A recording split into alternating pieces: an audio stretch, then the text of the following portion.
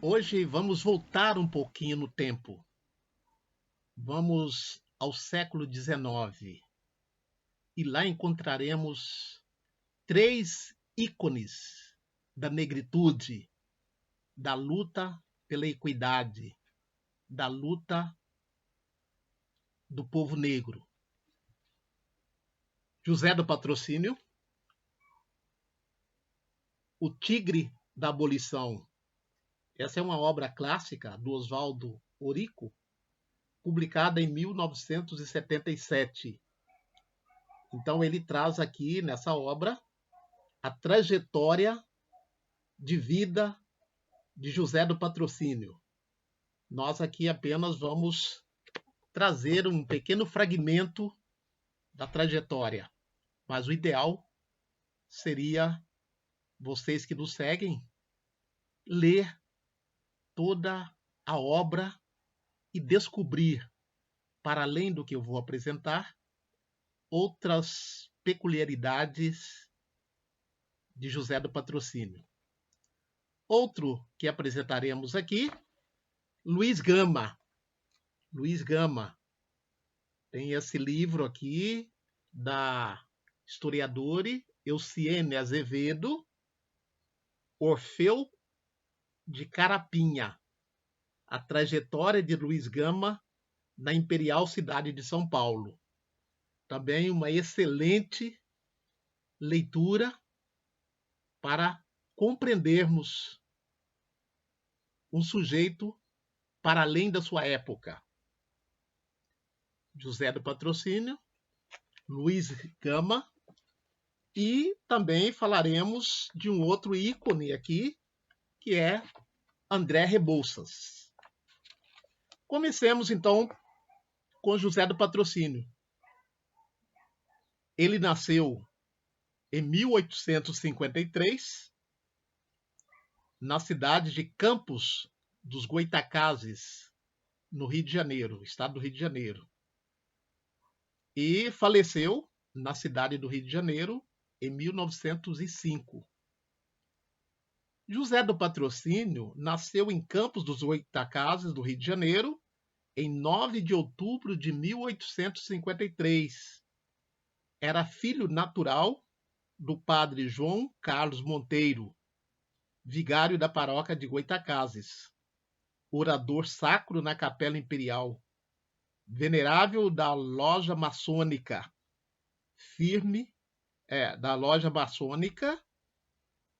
Firme União, dignatário das Ordens da Rosa e de Cristo, vereador e deputado de sua cidade. Esse era o pai de José do Patrocínio, o padre. Sua mãe, Justina Maria do Espírito Santo, era um dos 90 escravizadas, pertencente ao padre João Carlos Emereciana Ribeiro do Espírito Santo, proprietária da região, havia cedido para o serviço do cônego quando a jovem menina tinha 15 anos. Como era comum acontecer, o religioso não reconheceu a paternidade, mas mandou o garoto para sua fazenda na Lagoa de Cima, onde José do Patrocínio cresceu como liberto. Com a permissão do pai, e já mais velho, foi morar na capital, onde começou a trabalhar como servente na Santa Casa de Misericórdia. Sob a proteção do conselheiro Albino de Alvarenga, conhecido dele e do padre João Carlos, conseguiu novo trabalho na Casa de Saúde Bom Jesus do Calvário, do Dr. João Batista dos Santos, onde foi contratado como aprendiz de farmácia. Mais tarde, foi acolhido no internato do Dr. João Pedro de Aquino. Por lá, fez os estudos preparatórios para o curso de farmácia e de medicina. Decidiu-se pelo curso de farmácia, que começou em 1871. mas a vida na cidade era cara e Patrocínio foi obrigado a dar aulas particulares, assim como demandou e recebeu um auxílio da sociedade beneficente da faculdade onde estava matriculado. Formou-se em 1874. Um antigo colega, João Rodrigues Pacheco Villanova, convidou-o a morar em São Cristóvão, na casa da mãe dele, então esposa do capitão Emiliano Rosa de Sena, abastado proprietário de terras e dono de imóveis na cidade. O capitão Sena propôs-lhe que, como pagamento, ele lecionasse a seus filhos. Patrocínio assentiu e passou também a frequentar o clube republicano que funcionava na residência, do qual faziam partes Quintino Bocaiúva, Lopes Trovão, Pardal Malê e outros. Nesse meio tempo, se apaixonou por Maria Henriqueta, uma das filhas do militar, sendo correspondido. O matrimônio ocorreu em 1881.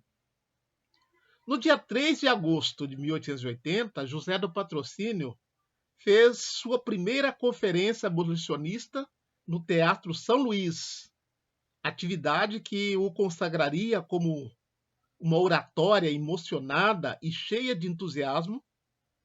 Ele atraía grandes plateias. A carreira de jornalista e de escritor também prosperaria. Lançou o quinzenário satírico Os Ferrões, isso no ano de 1875. Em julho de 1876, publicou o jornal Mequetrefe, um poema dirigido à princesa Isabel. No ano seguinte, passou a colaborar na Gazeta de Notícias. Já casado, no ano de 1881, pediu um empréstimo a seu sogro com o valor, conseguiu se tornar proprietário do jornal A Gazeta da Tarde. A partir de então, assumiu uma postura pública e aguerrida contra a escravidão.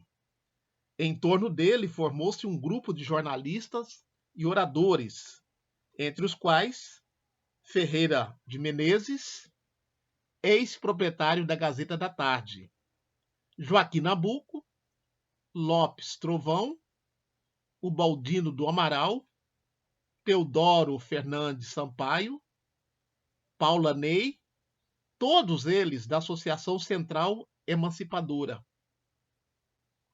Patrocínio fazia parte dessa associação e fundara em 1880, juntamente com Joaquim Nabuco, a Sociedade Brasileira contra a Escravidão. Em 1883, reunido com representantes dos clubes e associações abolicionistas atuantes no Rio e Niterói, criou a Confederação Abolicionista ao lado de André Rebouças. Essa agremiação ajudou a manter o quilombo do Leblon, que cultivava camélias, flores que simbolizavam a liberdade e acolhia escravizados fugidos. Patrocínio auxiliava na fuga de cativos, ao mesmo tempo que coordenava campanhas de angariação de fundos para adquirir alforrias, com a realização de espetáculos ao vivo, comícios em teatros, manifestações em praças públicas. Nessa época, além de dirigir a Gazeta da Tarde, colaborava na Revista Ilustrada, de Ângelo Agostini. Em 1882, a convite de Paula Ney, visitou a província da Bahia e Pernambuco e do Ceará. Em 1883, Patrocínio embarcou para a Europa e, em seu retorno em 1884, foi à cidade natal e voltou ao Rio na companhia de sua mãe, que viria a falecer em 1885.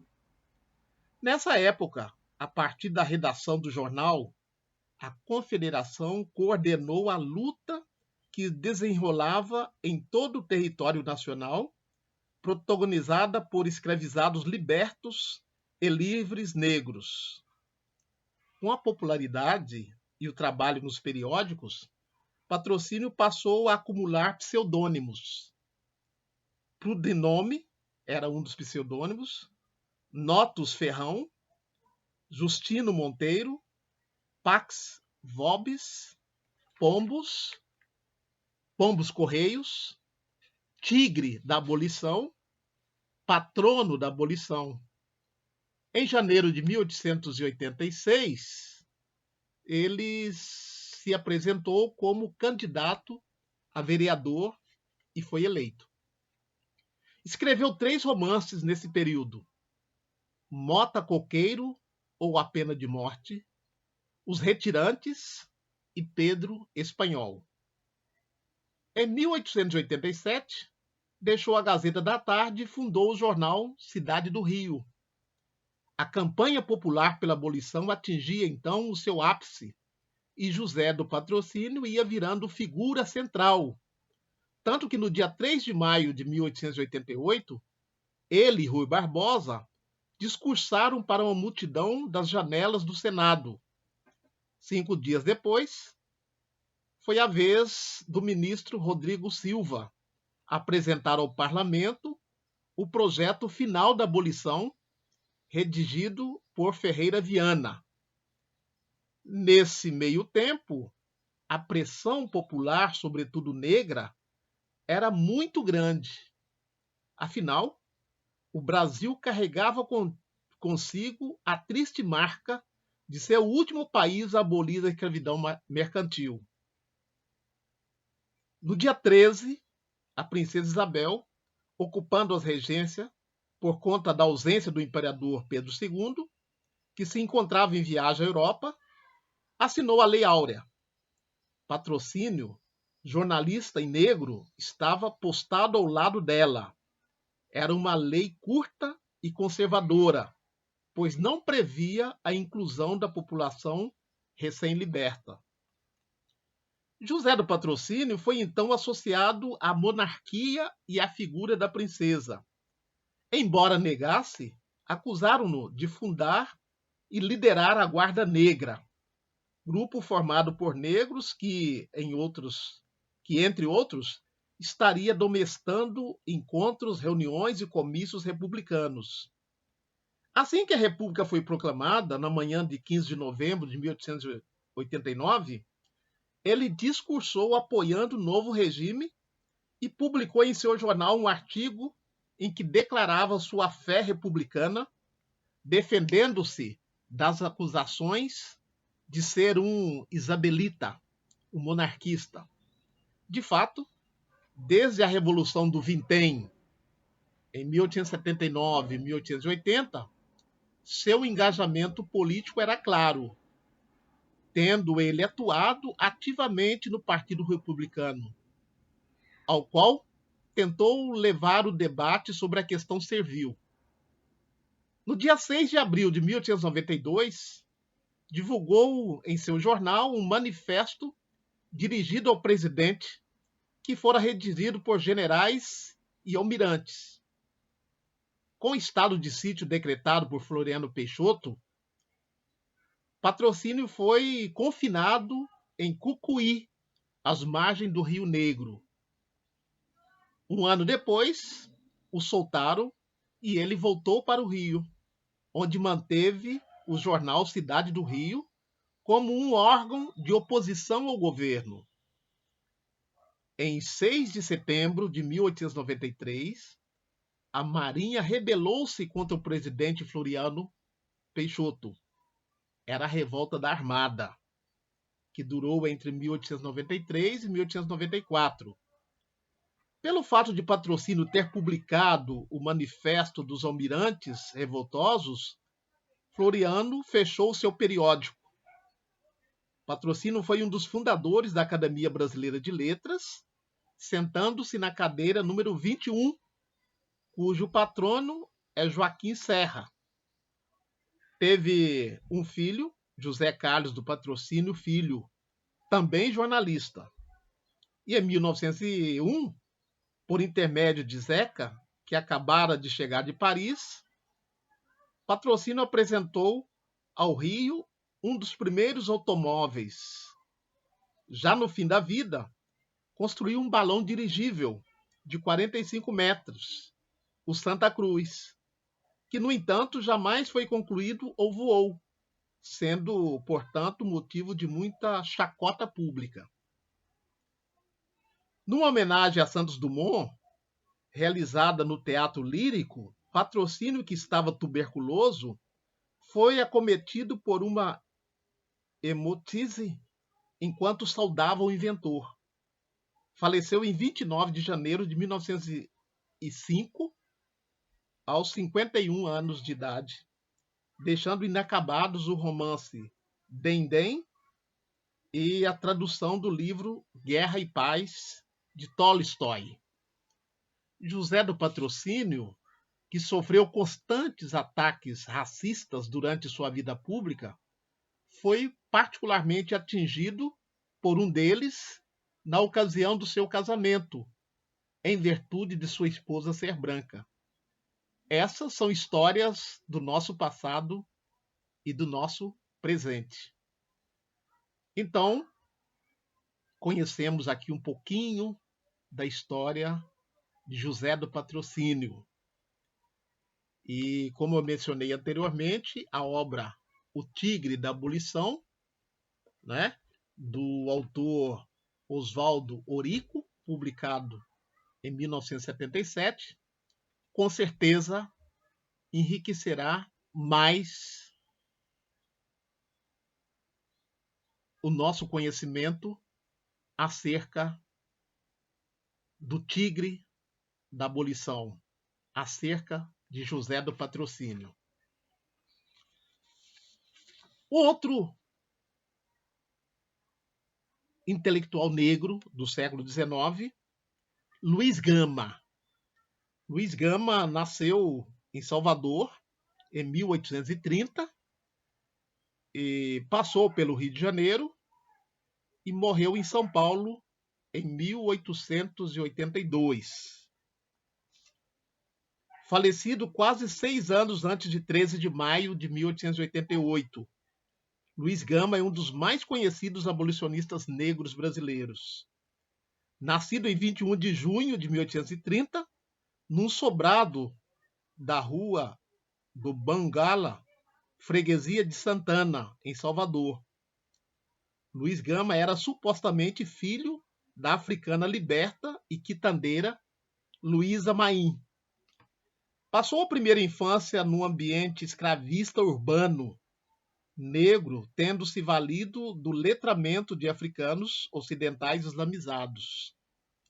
Aos 10 anos, foi vendido como escravizado por seu pai, que pertencia a uma das principais famílias de origem portuguesa da Bahia. Vendeu o filho para pagar suas dívidas. Não existem muitas fontes sobre a infância de Luiz Gama, e o que se conhece foi redigido por ele, que mesclou realidade com lenda, sobretudo acerca desse primeiro período da sua vida. O menino foi enviado, então, para o Rio de Janeiro, onde desembarcou em 10 de novembro de 1840, no Patacho, Saraiva. Patacho era uma espécie de navio. Trabalhava na Rua da Candelária, na casa de um português de nome Vieira, que administrava uma loja de velas e negociava sobre comissão dos escravizados que chegavam da Bahia para serem vendidos. Posteriormente, foi revendido num lote de 100 e tantos escravos para Antônio Pereira Cardoso, um alferes, que também atuava no comércio de pessoas escravizadas. Aportou de barco em Santos e seguiu a pé até Campinas, passando por Jundiaí. Novamente revendido, Luiz Gama chegou à cidade de São Paulo para morar no sobrado na Rua do Comércio, perto da Igreja da Misericórdia, onde foi lotado nos serviços domésticos, passando a engomar roupa e aprendendo o ofício de sapateiro. Segundo suas próprias memórias, aos 17 anos, em 1847, teve o primeiro contato com a escrita, através da convivência com um hóspede do seu senhor, um homem que viera de Campinas.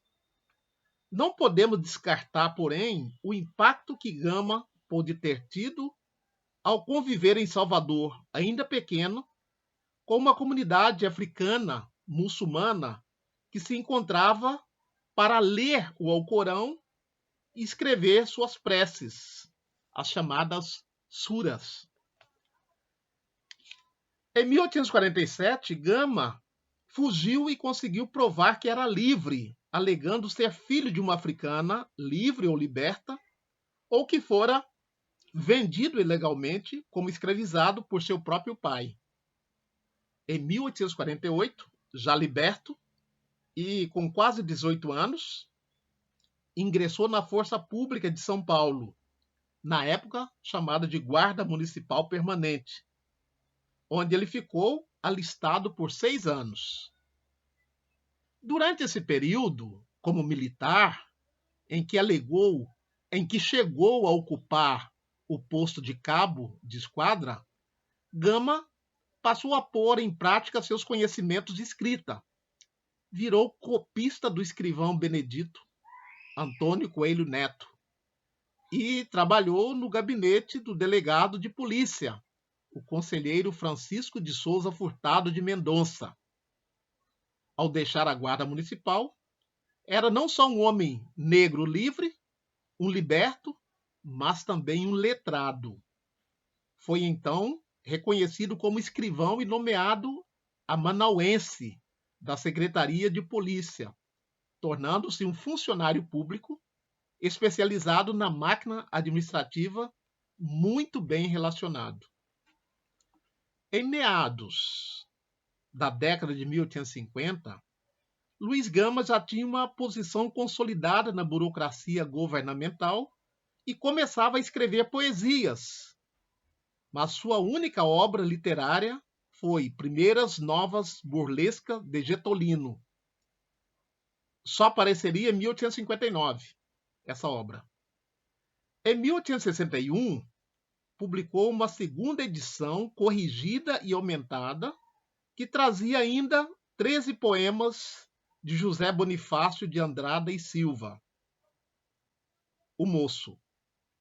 A partir de então, deu início a uma longa e exitosa trajetória no jornalismo paulistano, publicando artigos de natureza política, partidária e jurídica.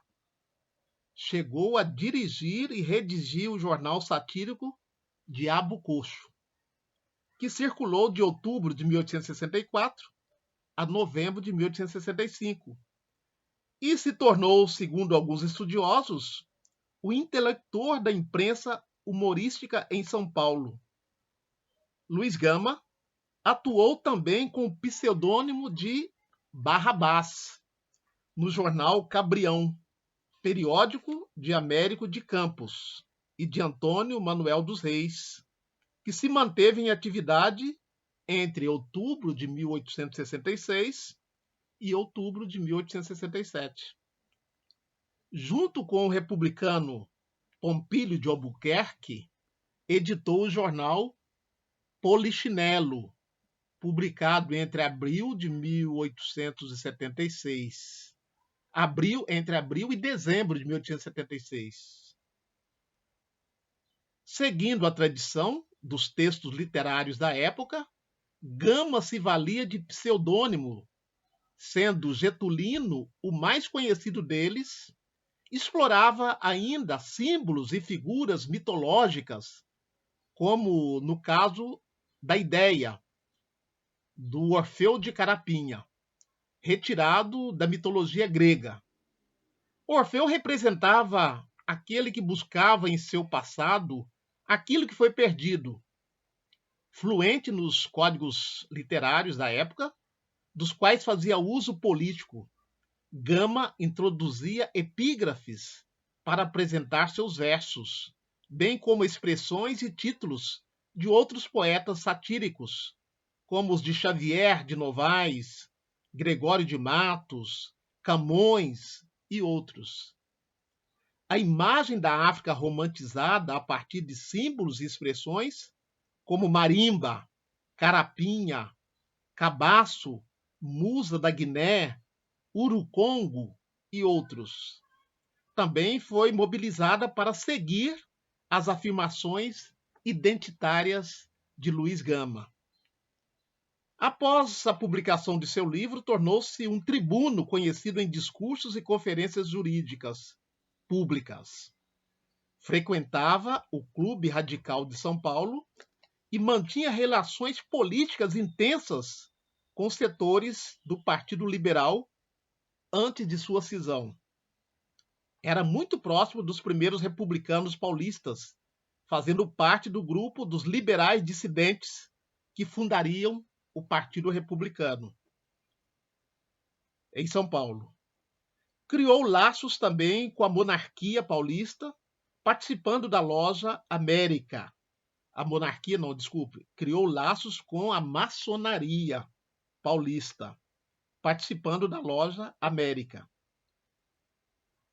Como mostra Lígia Fonseca Ferreira, grande especialista do personagem, em 1869, Gama e Olímpio da Paixão abrem uma escola gratuita para crianças, vinculada a essa loja maçônica, e também um curso primário noturno para adultos, ambos na Rua Vicente e 5, na Rua 25 de Março, né? A famosa Rua 25 de Março, hoje local de comércio.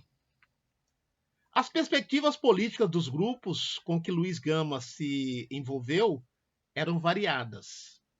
Além do fim da escravidão, defendiam a descentralização administrativa imperial, o ensino livre, a abolição da Guarda Nacional, as eleições diretas, o Senado temporário e efetivo, a extinção do poder moderador.